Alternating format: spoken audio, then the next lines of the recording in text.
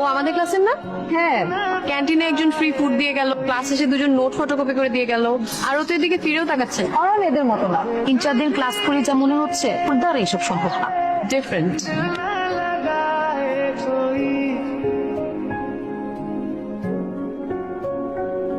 এই ফাইলে তোমরা প্রত্যেকে যার যার নাম, মোবাইল নাম্বার আর ইমেল অ্যাড্রেস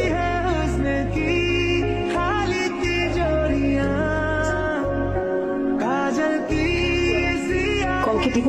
কল দিয়ে কি বলবো? এত কিছু ভেবে কিছুই হবে না, কল দিব।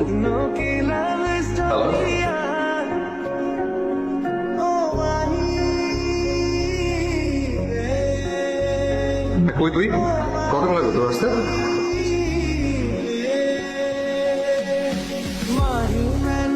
হ্যালো, হ্যালো, আমি কে বলছেন? আমি চক্ষু হাসপাতাল থেকে বলছি। আপনার নাকি চোখে সমস্যা আছে? না তো, আমার কোনো চোখের সমস্যা নেই। আছে আছে, টুক ডানে বামে তাকায়, শুধু উপরে আর নিচে তাকায়। আপনি দয়া করে ফাজলামিটা বন্ধ করে বলবেন যে কে আপনি, কাকে চাচ্ছেন? না বললে কি করবেন? রাখছি। আমি জেরিন, কোন জেরে? আপনার ক্লাসমেট। আমার ক্লাস তো জেরে নামে কেউ নেই। আজ সকালে যাকে ক্লাসে ঢুকে দেখেছেন সে। ও, আপনার নাম জেরে? আমি তো জানতাম আপনার নাম জেরি। দেখুন, আপনি মেয়েদের প্রতি আগ্রহ দেখান না বা কথাবার্তা বলেন না, এটা বেশ ভালো, কিন্তু তাই বলে নাম ভুল জানার ভানটা না করলেও পারতেন। আমি সত্যি জানতাম আপনার নাম জেরি। এই জিনিসটা ইম্পর্টেন্ট।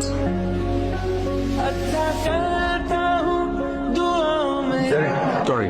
কিসের জন্য? আপনার রাগের পেছনের কারণটার জন্য। আপনার তো কোনো দোষ নেই, তো আপনাকে সরি বলতে হবে না।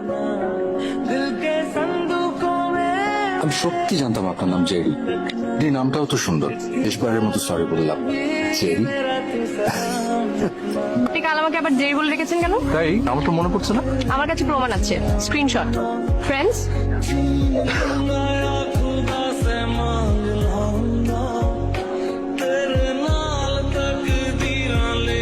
কাল তো ভ্যালেন্টাইন্স ডে।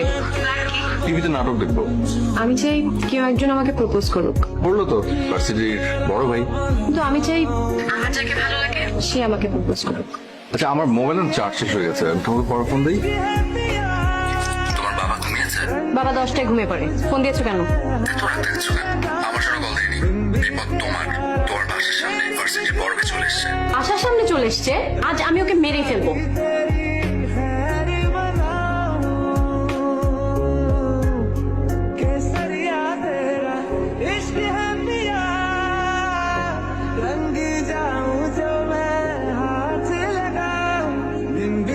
কি হয়েছে?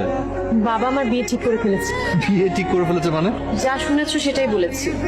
হুট করে কিভাবে বিয়ে ঠিক করে ফেলে? কয়েকদিন ধরে এই কথা বলছিল, এরকম কথা তো